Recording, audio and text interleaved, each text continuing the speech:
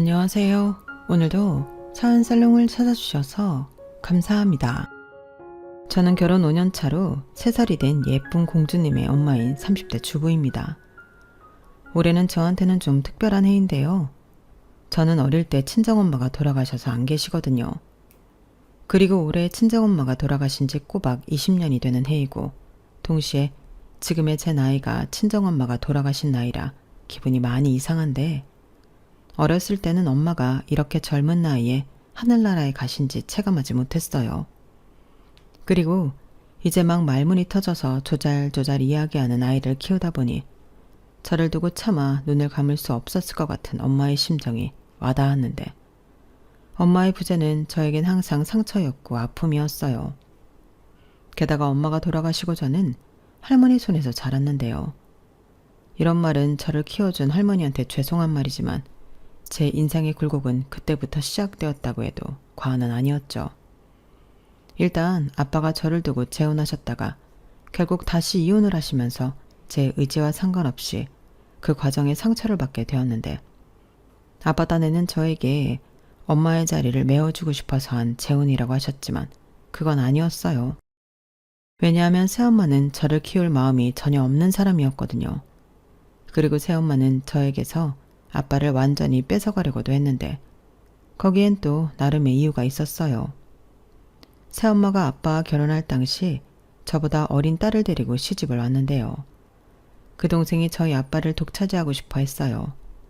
아빠 하면서 외동딸 대접을 받고 싶어 했는데, 새엄마는 자기 딸이 그러길 바라니 저희 아빠를 온전한 자기 딸의 아빠로 살게 하려 철저히 저와 아빠를 갈라놓으려 하셨죠.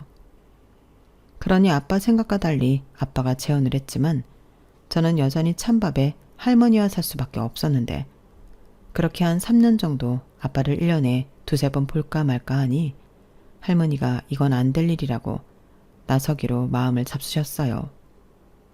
오죽하면 저렇게 살게 할 바에는 엄마와 새엄마를 이혼시키는 게 낫겠다고 마음을 독하게 드셨는데, 그리하여 새엄마의 독한 시집살이가 시작이 되었죠. 할머니가 무작정 저를 데리고 아빠 집에 들어가 살겠다고 하셨거든요. 그렇게 새엄마는 졸지에 시어머니와 전처 딸까지 함께 살게 되었고, 저희 할머니는 이복 동생이 저희 아빠를 독차지하는 꼴을 또 가만히 보지 않으셨는데, 야야, 네가 뭔데 거 가서 매달려 있노? 니는 항시 2번째다. 여 언니가 아빠 친딸이니까 1번, 니는 2번. 알았나? 이렇게 새엄마와 이복 동생이 보고 듣는 가운데 대놓고 차별을 했으니 새엄마가 폭발하게 되었어요. 그리하여 아빠를 뒤에서 조종해 할머니와 저를 다시 내보내고 이젠 아예 연을 끊고 살게 하려 이간질을 열심히 했는데, 그 수까지 모두 꿰뚫고 있던 할머니는 아빠가 없을 때 온갖 집안일로 새엄마를 가만히 있게 두지 않았어요.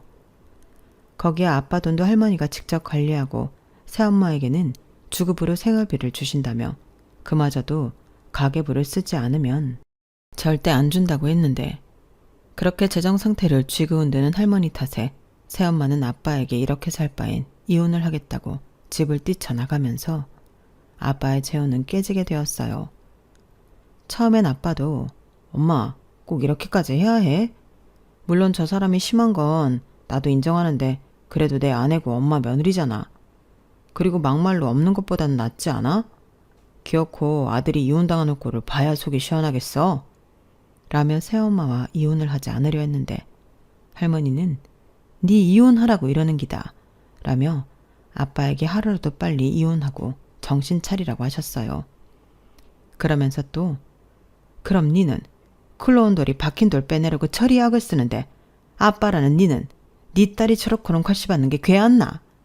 나도 내 핏줄이 더 귀하지 너의 핏줄 거두는 거 한 개도 안 반갑다 라며 아빠를 혼내셨는데, 그때는 왜 제가 다 눈물이 나던지 저를 생각해주는 사람은 할머니밖에 없는 것 같더라고요. 그래서 속으로는 저런 아빠보다 할머니랑 둘이 사는 게 낫겠다는 생각을 많이 했는데, 그때는 몰랐지만 할머니는 건강이 아주 나쁘셨더군요. 어쩌면 그래서 더욱 제 걱정을 한 것 같았는데요. 할머니는 식구들에게 아무 말도 하지 않았지만 신장암을 앓고 있었어요. 가끔 포도당 맞으러 병원에 간다. 서울에 있는 작은 아빠 집에 다녀온다는 게 당신 병 때문이었더라고요. 저는 그때마다 옆집에 맡겨져 할머니 올 날만 기다렸는데 할머니는 그런 어린 소녀의 마음을 알고 계셨더라고요. 그래서 저를 아프게 하고 저를 밀어내려는 새엄마를 당신이 나서서 아빠에게서 떼어놓으려 하셨고, 아빠는 할머니가 아프다는 사실을 알고 할머니 뜻에 따랐는데, 그렇다고 부녀의 정이 쌓이거나 사이가 좋아지는 일은 없었죠. 그리고 할머니는 제가 아빠와 산 지 2년도 되지 않아 하늘나라로 가셨고, 그 후로는 아빠와 쭉 둘이서만 살았는데 솔직히 좋은 기억은 별로 없네요. 그냥 각자 살았거든요. 서로에게 큰 관심과 걱정도 없이 그냥 한 집에서만 살았는데, 그래서 저는 아빠와 살고 있었지만 할머니가 그리웠고 엄마가 보고 싶었어요. 또 학교에 다니면서 쭉 느꼈던 점이 있었는데 어쩐지 저는 다른 아이들과는 좀 다르다는 생각이 강하게 들더라고요. 왜 엄마 없는 애는 티가 난다고 어른들이 그러시잖아요. 저는 저한테서 그런 티가 난다고 생각했어요. 다른 친구들은 전부 엄마가 있어서 머리 모양도 단정하고 옷도 신경 써서 입고 학교에 오는 것 같았는데 저는 아니니까 그런 게 늘 자신이 없었거든요. 그리고 자연스럽게 바쁘고 저에게 달리 관심이 없는 아빠와 살다 보니 하나부터 10까지 제 스스로 해야만 했는데요. 이건 뭐 어린 딸이 나이 많은 아빠를 더 챙기는 꼴이었어요. 청소도 그렇고 공과금 내고 심지어 슈퍼에서 간단한 식재료를 사다 제가 밥을 하기도 했는데, 그렇게 살다 보니 저는 빨리 어른이 되고 싶었어요. 그 이유는 간단했는데 혼자 살고 싶었거든요.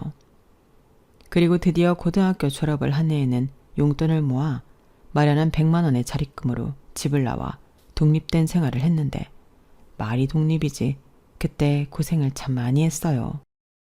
고시원, 고시텔, 반지하, 옥탑방, 심지어 쉐어하우스라고 방만 빌려 사는 생활도 했는데, 어린 여자아이가 그런 생활을 하는 게 쉽지 않아 보였겠지만 저는 나름 괜찮았어요.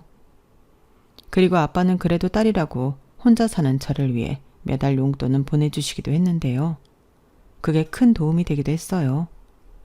그리하여 저와 아빠는 따로 떨어져 살면서 가끔 생사 확인차, 안부만 전화를 하며 각자 편하게 사는 걸 추구하게 되었고, 제가 철이 조금 들면서 그래도 아빠와 사이는 많이 좋아진 편이었어요. 제가 아빠를 걱정하고 챙기니 아빠도 그런 관심을 받고 싶었다는 듯 좋아하시더라고요. 그리고 저는 취업에 성공해 본격적인 돈을 벌면서 나름 독하게 살았는데, 혼자 살다 보니 돈이 제일 중요했거든요. 그때 당시 저에겐 돈으로 살 수 없는 행복 어쩌고 하는 것들은 모두 배부른 거짓말이었는데, 돈으로 행복을 살 순 없지만 돈이 있다고 불행한 사람은 없다고 생각했어요. 저는 행복보다는 힘들고 불행하고 싶지 않았기 때문에 아주 절실하게 돈을 많이 벌고 싶었거든요.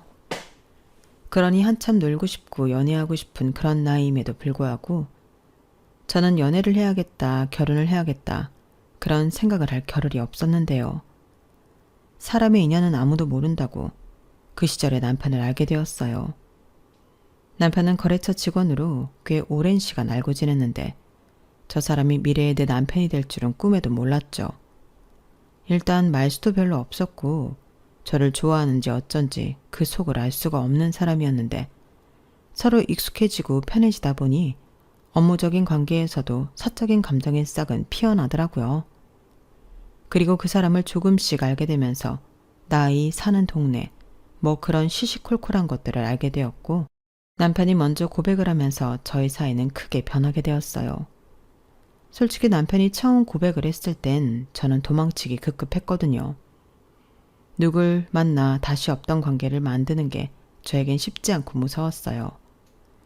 저 또한 저의 처지가 남들이 말하는 조건이나 기준에 비하면 너무 보잘것이 없었기 때문에 더 자신이 없었는데요. 남편은 근 1년을 저를 기다려주면서 저의 모든 것을 이해하고자 노력해줬어요. 그러니 그 모습이 저를 조금씩 용기를 내게 만들었는데, 연애를 5년 정도 했을까? 남편의 집에서 결혼 이야기가 나오기 시작했죠. 장남이다 보니까 홍기도 찾고 만나는 여자도 있다고 하니 집에 데리고 오라고 하셨대요. 그런데 저는 그게 너무 무서워서 차일피일 미루기만 했는데, 그때 시어머니가 저를 만나러 따로 저희 회사까지 찾아오셨더군요. 남편에게 대강의 이야기를 들었다며 편하게 차 한잔만 하자고 하셨는데 그때 처음 본 시어머니의 인상은 걱정했던 것과 달리 인상이 좋으셨어요. 또 이미 남편과는 연애하면서 저희 집안 사정을 모두 이야기했던 터라 시어머니는 제가 무얼 걱정하는지 알고 계셨는데 시어머니가 먼저 오해할까봐 말하기가 좀 어려운데 경탁이한테 얘기는 대충 들었어요. 그리고 아무래도 그런 것 때문에 우리 집에 인사 오는 게 힘든 것 같아서 내가 먼저 이렇게 찾아오게 되었는데 실제로 이렇게 만나보니 이런 와중에도 너무 반갑네. 많이 힘들었을 텐데 잘 컸네. 할머니가 사랑과 정성으로 키운 귀한 티가 나는 것 같아요. 내 나이쯤 되면 척 보면 딱이거든. 그러니까 괜히 걱정 사서 하지 말고 우리는 선영씨 정도면 감지덕지니까 편하게 봐요. 우리 집에 놀러 온다고 생각해주면 더 고맙고 우리 금방 또 볼 수 있는 거 맞죠? 아무래도 내가 먼저 이렇게 말을 해줘야 우리가 하루라도 더 빨리 볼 수 있을 것 같아서 갑자기 찾아와서 미안해요 라고 해주시니 저는 확실히 마음이 편했어요.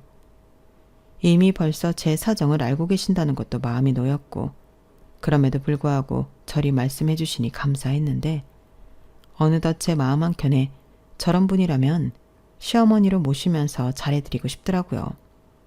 거기에 나아가 한동안 느끼지 못했던 엄마의 정도 기대해 볼 수 있을 것 같은 어린아이의 마음이 되었는데요. 그런 계기가 발판이 되어 저와 남편은 결혼하게 되었어요. 둘 다 아주 넉넉하게 신혼생활을 시작한 건 아니었지만 대출 조금 더 끼고 빌라 전세에서 결혼생활을 시작했는데 제 인생에도 이런 날이 오다니 놀라울 정도로 안락하고 행복하더라고요. 그러면서 어릴 때 마냥 부러워만 했던 행복한 가정을 제 손으로 꾸려보고 싶은 욕심도 생겼는데요. 남편과 함께라면 충분히 가능할 거라고 믿어 의심치 않았어요.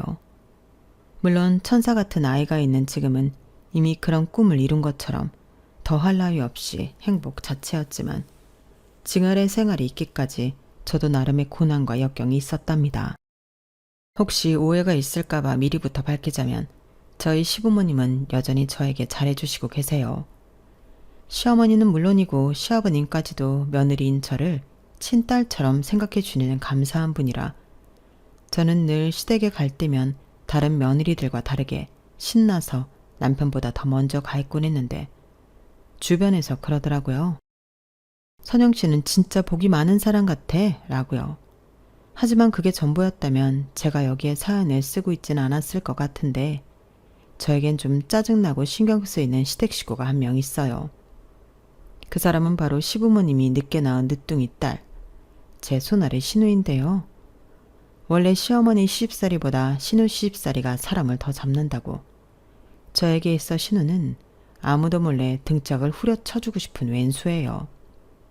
얄밉다는 표현으로는 성에 차지 않을 정도로 사람을 무시하는데 신우 이야기를 시작하면 한도 끝도 없죠. 일단 시부모님이 늦둥이로 낳은 딸이라 정말 오냐오냐 온갖 진상도 사랑으로 받아주셨는데 그렇다 보니 세상 무서운 것도 없고 아래 위도 모르는 싸가지 그 자체였어요. 솔직히 결혼 전부터 조짐이 있긴 했는데 남편이 대놓고 자기 동생한테 뭐라고 하고 그 동생도 오빠인 남편을 무서워하는 것 같아 남편을 믿고 결혼을 하게 되었죠. 또 신우인데 결혼한다고 해서 뭐 얼마나 보겠나 그런 아니라는 생각도 있었는데요. 그 문제의 신우 때문에 신혼 때는 저도 이혼 생각을 해본 적이 있었어요. 사람이 할 수 있는 말과 하면 안 되는 말이 있는데 신우는 그런 것도 모르는 아나무인인 사람이었거든요. 거기에 자기보다 못한 사람을 보면 그렇게 무시하고 깔볼 수가 없는데 시부모님은 그런 딸을 혼을 내긴 하시지만 신우는 그런 부모님의 말을 들을 생각이 없어 보였어요. 누가 보면 자기를 무슨 돈 많은 부잣집 딸로 볼 줄 아는 건지 기세가 아주 등등하더라고요. 그러니 엄마도 없고 가난한 친정을 가진 저를 자기보다 한참 급이 떨어진다고 생각했어요. 아예 대놓고 저를 자기 집 레벨과 어울리지 않는다며 소위 말하는 시누이 짓 시자 노릇을 했는데 그때마다 제 속이 뒤집어졌어요. 그리고 아이러니하게도 시집살이 때문에 도망치듯 아빠와 이혼한 새엄마의 기분이 이랬을까? 이젠 얼굴도 기억이 나지 않는 그 여자 생각이 났는데 그만큼 신우의 시자짓은 사람을 환장하게 했죠. 오죽하면 제가 저보다 어린 신우의 말에 울컥해서 화장실에 들어가 한참을 울고 나온 적도 있었는데요. 그 모습을 본 남편은 신우를 쥐잡듯 잡기 시작했어요. 당연히 신우는 자기가 왜 오빠한테 혼이 나야 하냐며 발끈했죠. 아이씨, 왜 나한테만 뭐라고 해? 내가 만만해? 너 이놈의 기집애, 아까 올케 언니한테 뭐라고 했어? 네 올케가 우리 집이랑 레벨이 안 맞아? 레벨 같은 소리하고 자빠졌네. 네가 뭔데 내 와이프 눈에서 눈물을 빼. 너 당장 올케 언니한테 사과 안 해?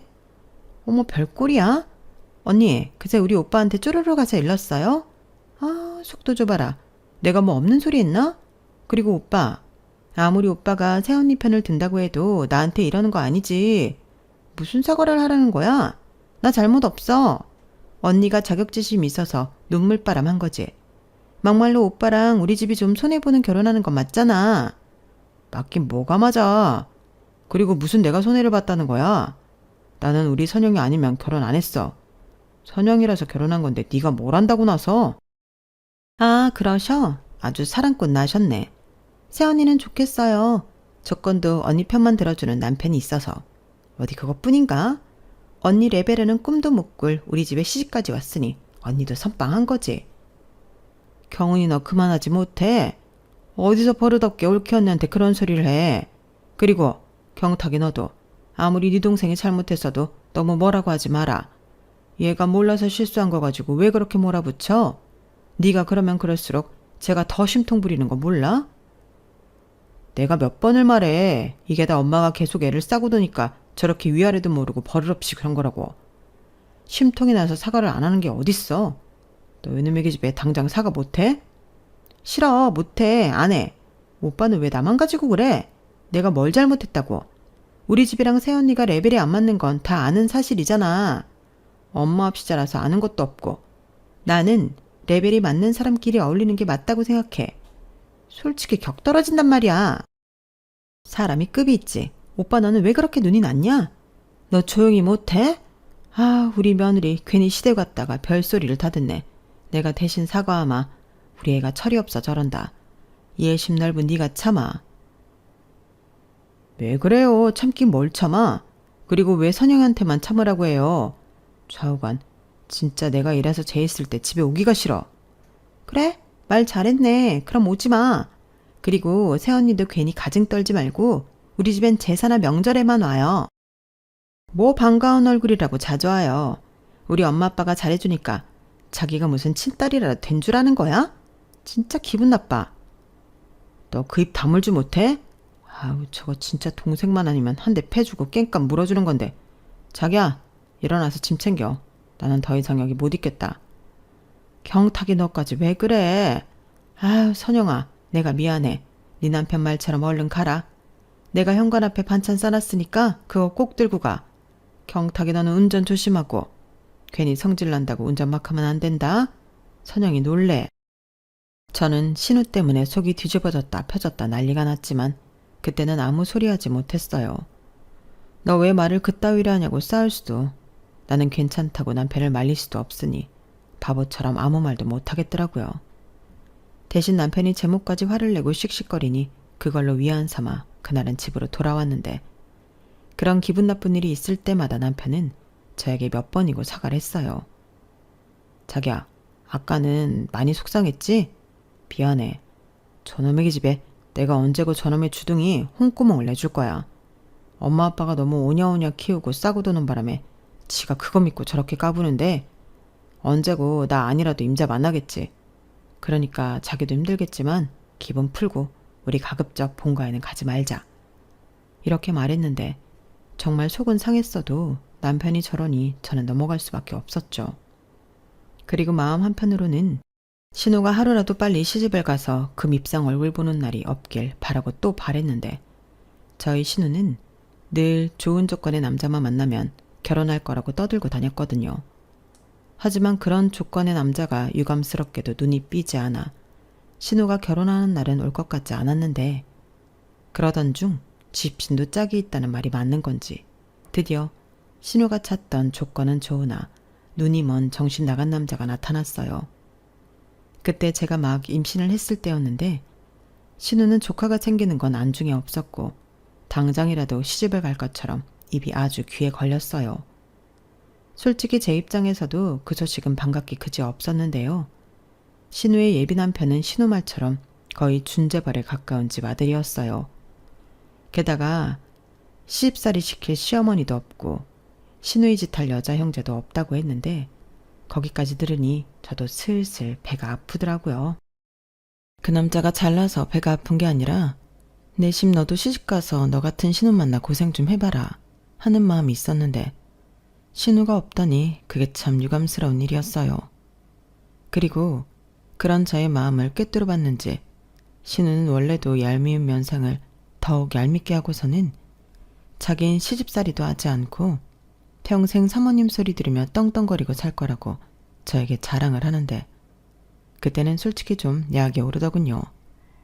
세상에는 권선징악이 있다고 했는데 왜 저 못된 신우는 인생만 잘 풀리는 건지 하늘이 다 원망스러웠어요. 그렇게 신우는 나름 조건을 맞춰 시집을 간다고 자기 집 기둥뿌리도 뽑아 호화스럽게 결혼식을 올렸는데 상견례 때와 결혼식 당일에 뵌 신우의 가족들은 인상도 좋고 좋으신 분들 같더군요. 신우가 집안의 막내이다 보니 귀염상이라며 신우의 시아버지, 그러니까 저희한테는 사돈 되시는 분이 신우를 딸처럼 여기겠다고 하셨어요. 그 말에 저희 시부모님도 감사하다며 좋아하셨는데 그러면서 의뢰 저희 애가 할 줄 아는 게 많이 없습니다. 저희가 늦게 본 귀한 딸이라 너무 곱게만 키워 그런 거니 너그럽게 봐주세요.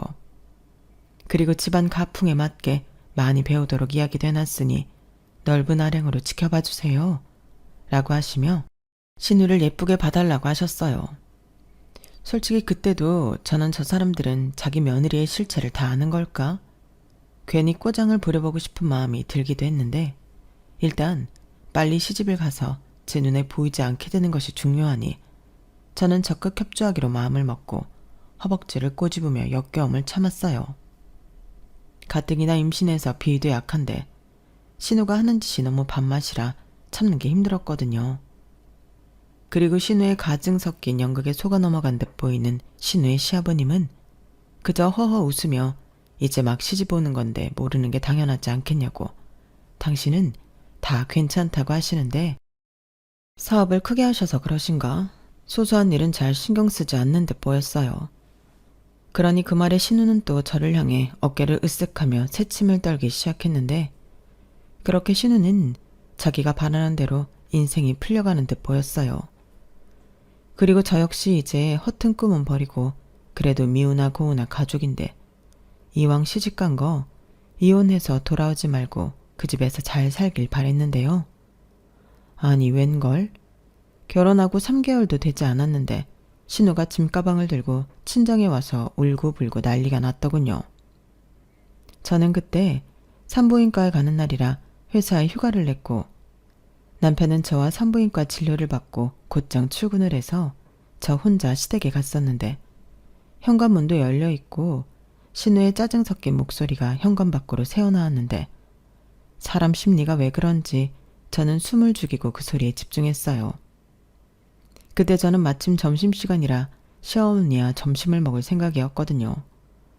그 전날 시어머니가 지나가는 말로 초밥이 드시고 싶다고 하셨는데 산부인과 근처에 맛있다고 소문난 가게가 있어서 저는 일부러 포장까지 했어요.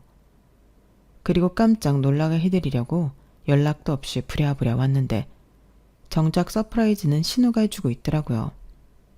그렇게 귀를 기울이며 듣고 있는데 신우 집에도 신우 같은 사람이 있었나 보더군요.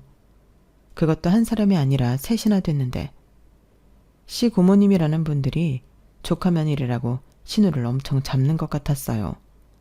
아주 신우가 꽁지가 빠져서는 친정으로 주랭랑을 쳤는데 자기 엄마를 붙잡고 서럽게 우는 거 있죠? 엄마, 나 진짜 이렇게는 그 집에서 못 살아. 아니 왜 그래? 무슨 일이 있었는지 차근차근 말해봐. 그게 있잖아. 나 완전 사기 결혼 당했어.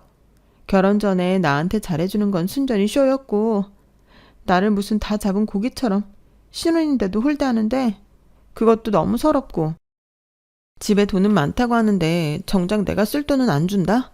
어디 그뿐이야? 시고모님들이 진짜 지랄 맞아. 자기들이 시엄마래. 그럼 나는 무슨 시어머니를 셋이나 모셔? 매일같이 집에 와서 청소가 어떻고 음식이 어떻고 나만 쥐잡듯이 잡아. 뭐? 너 그렇게 힘든데 이서방은 뭐라고 안 해? 안 해.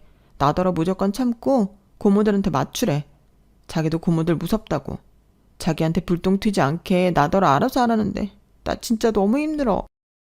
그래도 어떡해. 네가 잘 좀 맞춰봐.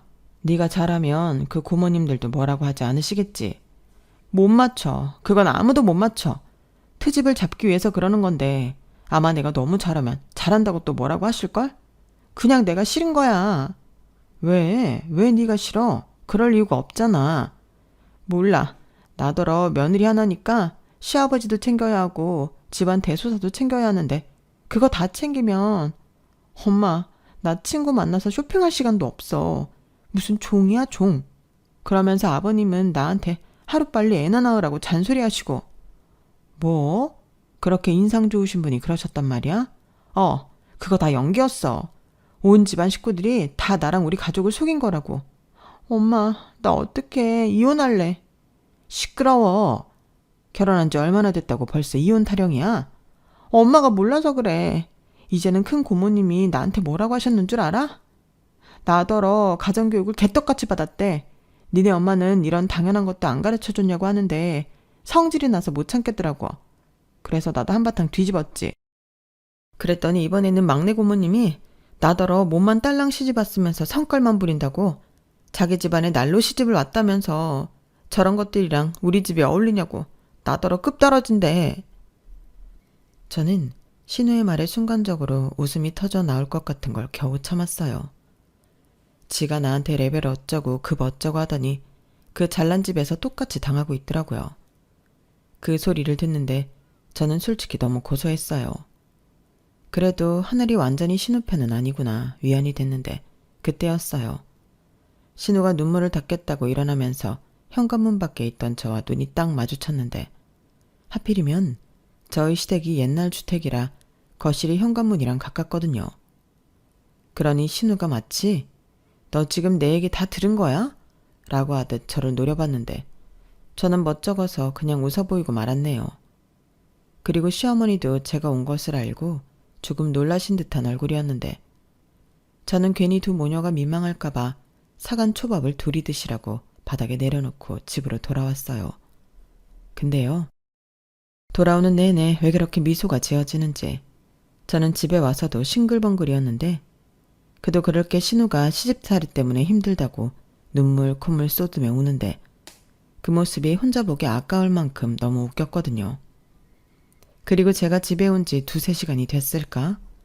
아니나 다를까 신우한테 전화가 걸려왔고 신우는 다짜고짜 저한테 화를 내면서 아까 왜 웃었냐고 따지기 시작했어요. 아무리 생각해도 제가 자기를 비웃고 있었던 것 같다며 기분이 나빠서 그냥은 도저히 넘어갈 수가 없었다고 하는데 기도 차지 않았어요. 누가 봐도 쪽팔린 김에 지금 저한테 화풀이를 좀 하겠다는 억지 심보잖아요. 아가씨, 제가 뭘 했다고 저한테 그러세요? 저 비웃지 않았어요. 뭐래? 내가 분명히 다 봤는데 어디서 딴소리예요? 내가 우스워요? 누가 그렇대요? 그리고 지금 저한테 뭐 때문에 이러는 건지 모르겠는데 제가 아가씨보다 서열이 위에요? 이건 좀 선 넘는 것 같은데? 저 비웃지 않았고 분위기가 좀 나쁘길래 그냥 왔을 뿐이에요. 그 말을 지금 나더러 믿으라는 거예요? 언니, 솔직히 내 얘기 어디까지 들었어요? 발뺌할 생각하지 말고 사실대로 말해요. 발뺌할 생각 없고요. 거진 다 들었어요. 속아서 결혼한 것 같다면서요. 그나저나 아가씨도 참 안 됐네요. 시집살이 시킬 시어머니 신우들 없다고 그렇게 좋아했는데 시구모님들이 그런 사람들일 줄이야. 그러는 거 보면 세상은 참 공평한 것 같네요. 그 소리 지금 나한테 쌤통이라는 말 하고 싶은 거죠? 어머, 아가씨는 역시 눈치가 백단이네요. 그렇잖아요. 아가씨가 저한테 존 못되게 굴었어요? 레벨이 안 맞다고 격 떨어진다고 급이 안 맞다고 했잖아요. 아가씨는 그런 말 들을 때 기분 어땠어요? 기분 더럽죠.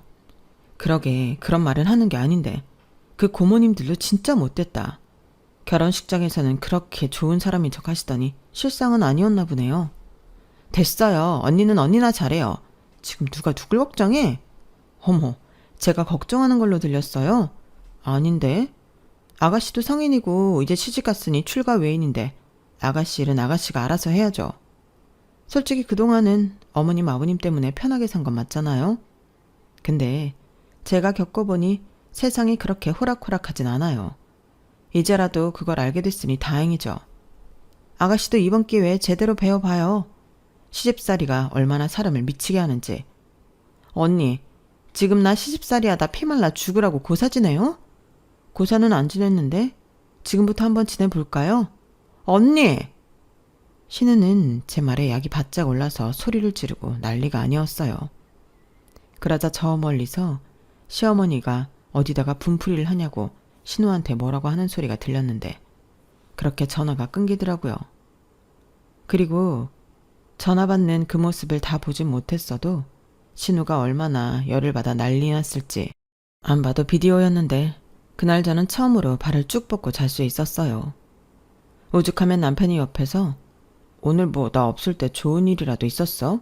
라고 하는데 저는 아니라고 별일 없었고 병원 가서 애기 초음파 보고 와서 기분이 좋다고만 말했는데 아무리 남편이 자나깨나 제 남편이라고 해도 시집간 동생이 시집살이 때문에 힘들다고 하는데 저처럼 기분이 좋겠어요? 그래서 저는 신우가 나중에 얘기하면 그거야 어쩔 수 없지만 제 입으로 신우가 힘들다는 말은 해주고 싶지 않더라고요. 그리고 그날의 분위기로 봐서는 신우가 금방이라도 이혼하고 돌아올 것만 같았는데 다행이라고 해야 하나? 꾸역꾸역 이혼은 하지 않고 살았고 나중에 시어머니한테 듣기로 신우가 이혼 얘기를 꺼냈다고 본전도 못 찾고 더한 시집살이를 한다고 들었어요. 그 말을 하시는 시어머니 표정은 당연히 좋지 않았는데 그 집 시아버님이 그러셨대요. 자기 집안에 이유는 없다며 시집 온 이상 죽기 전에는 이 집을 나갈 수 없다나요? 그 말이 너무 공포스러웠다며 또 전화로 울고불고한 모양이었는데 심지어 친정에 전화를 너무 자주 한다고 핸드폰도 큰 시고모한테 뺏겼대요. 거기에 정말로 이혼을 한다고 고집을 부리면 막강한 변호사 군단을 만들어 신우는 물론이고 신우의 친정도 막대한 배상을 하게 만들 거라고 협박을 한 것 같았는데 돈 많은 집이라고 좋아하더니 그 돈이 무섭긴 하더라고요. 그럼 밖에 나가 일이라도 하면 숨통이 좀 트일 텐데 그 돈 많은 집안이 며느리가 일할 필요도 없을 뿐더러 신우 역시 그런 와중에도 일할 마음은 또 없다 보니 적극적이지 않았는데 그럼 뭐 어째요? 그냥 살 수밖에요. 그래서 신우의 시집살이는 언제 끝날지 아무도 모르게 되었는데 그 탓에 시부모님 마음은 늘 불편하고 걱정이 많으셨어요. 당연하죠. 당신들은 그저 바람 불면 날아갈까 꼭지면 터질까 금이야 오기야 키운 딸이니까요. 그런데 옆에서 이 모든 사실을 알게 된 남편이 시부모님에게 이렇게 말했는데요. 엄마 아빠가 못 가르친 거 그 집에 가서 배우는 거니까 너무 속상해하지 마. 지도 적응하고 살려면 배워야지. 저 말을 듣는데 제 남편이지만 어쩜 그렇게 제가 하고 싶은 말을 탁 꼬집어 하는지 그날따라 남편이 더 멋져 보이는 거 있죠. 그리고 제가 출산을 임박해 회사를 그만두게 되었을 때도 남편은 그런 제 의사를 기분 좋게 존중해 주었는데요.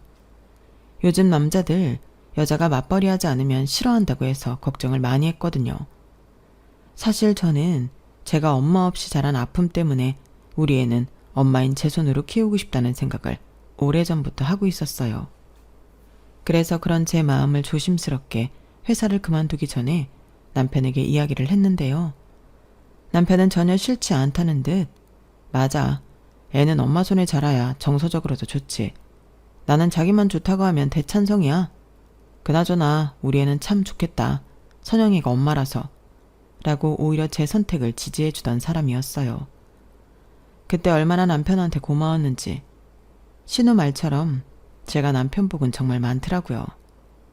그리하여 저는 전화도 잘하지 못하는 신우 덕에 시집살이에서 해방되어 시댁도 마음껏 다니고 덩달아 친정 아빠도 좀 챙기면서 출산을 준비할 수 있었는데 그런 편안한 마음으로 아이를 낳아 그런지 저희 딸은 어린 신생아일 때부터 순하고 잘 웃는 아이였어요. 조리원에서도 무슨 이런 인형 같은 얘기가 있냐고 간호사 선생님들이 모두 예뻐하셨는데 그렇게 태생부터 사랑을 듬뿍 받더니 자타공인 사랑둥이가 되었어요. 그리고 집안에 아이가 태어나니 그 분위기가 확 바뀌었는데 생기와 사랑이 넘치게 되더라고요. 거기에 당신 딸에게는 그렇게 무뚝뚝할 수가 없더니 친정아빠는 요즘 제가 보내준 외손녀 사진과 동영상 보는 재미에 시간 가는 줄 모르신다며 저한테 오늘은 사진이나 동영상 없냐? 라고 연락도 자주 하시고 선물도 어찌나 자주 보내시던지 우리 아빠가 원래 저런 사람이었나? 딸인 저도 놀라는 일이 많았어요. 거기에 질세라 시댁에서도 첫손녀 사랑이 장난이 아니신데 이게 다 저희 딸이 태어나고 일어난 일이었어요. 오죽하면 저희 시부모님은 주말이면 제발 좀 애 좀 집에다 놓고 가라고 시아버님이 저희 부부만 돌려보내는 날도 많았는데 덕분에 처음 하는 육아지만 저는 전혀 힘들지 않았어요. 아마도 저희 애는 무난하고 성격 좋은 자기 아빠를 빼다 박은 것 같았는데 고모를 닮지 않고 아빠를 닮아 얼마나 다행인지요. 원래 임신하고 미워하는 사람을 애가 닮는다고 해서 제가 걱정이 많았거든요. 그런데 다행히 그런 거 없이 저희 애는 엄마 반 아빠 반 공평하게 닮아 태어났고 성격은 아빠를 닮아 저는 너무나도 행복합니다. 애를 낳으면 자기 생활이 사라지고 그렇게 우울할 수가 없다고 하는데 저는 전혀 아니에요. 아이가 주는 기쁨이 너무 크거든요. 그래서인지 요즘은 신우도 저를 부러워하며 아이를 가지려 노력한다는 말을 들었는데요. 글쎄요. 신우가 원해서 임신을 준비하는 건지 시집살이에서 벗어나려 임신을 하고 싶은 건지 솔직히 모르지만 부디 신우의 바람대로 신우 똑 닮은 애를 낳았으면 좋겠습니다. 왜 엄마들이 너 닮은 딸 낳아보라고 하잖아요. 저희 시어머니는 착하신 분이라 그런 말을 절대 하지 않으실 뿐이지만 저는 꼭 그렇게 되길 바라고 있어요.